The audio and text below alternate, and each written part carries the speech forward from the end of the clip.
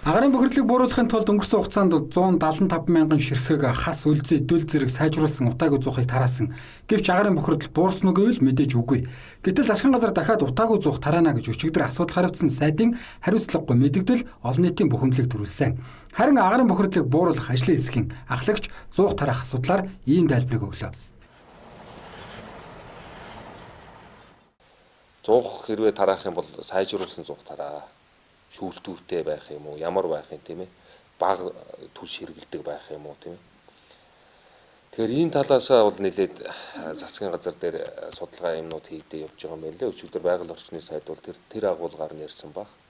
Ямар нэгэн байдлаар одоо тийм хэмжээний юм тараахаар болвол саяны хэлснээр тийм шаардлага тавьж тэрэн дээр нь манай ажлын хэсэг бол шахахаас өөр арга байхгүй.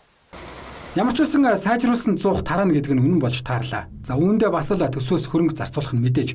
Гэтэл татвар төлөгчдийн мөнгийг заран байж тараах гэж байгаа. Сайжруулсан зуух нь улсын хурлын гишүүн байгаль орчин аялал жуулчлалын сайдасан оюун хорлын шахааны бизнес гэдгийг зарим их сурвалж хэллээ. Гэхдээ энэ бол таамаг төдий зүйл. Өнгөрсөн 7 хоногт төрийн ордонд цахилгаан халагуурууд агаар цэвэршүүлэгч зэргийг дэлгэн тавьсан үзэсгэлэн нээлттэй хийж төрийн өндөрлгүүд сүрдүүлэнтэй гэгч нь бүгд л очиж үзэсгэв. За энэ ч гэсэн шахааны бизнесийн нэг хэлбэр гэдгийг төрийн тэргүүн ийхүү хэллээ.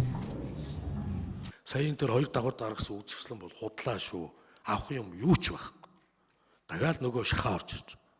Өнөөдөр бид тэр энэ удаагүй 100 янз бүрийн тэр шахаа 147 тэрбум төгрөг 100 сая долларыг эзнийг хариуцлагатайгаар олж гаргаж ирж одоо тодорхой шийтгэлийг өгөх хэрэгтэй. Яагаад? Нэгдүгээр хариуцлага тооцдог байх ёстой. Хоёрдугаар дараагийн ийм бизнесийг хийх юм бол биднээс бас ийм хариуцлага тооцдог юм байна гэдгийг ойлгуулах ёстой. Ард түмний ядуу учраас төрийн ордонд дэлгэсэн өндөр үнэтэй халагуурууд агаар цэвэршүүлэгчийг тэр бүр худалдан авч чадахгүй. Гэтэл улс төрчид нь далдуур дахиад зуух тараахаар өөрсдийн бизнесээ төрөөр дэмжүүлээд сууж байна. Өнөөдөр 200 тэрбум төгрөгийг утаанд зараад үр дүн гараагүй.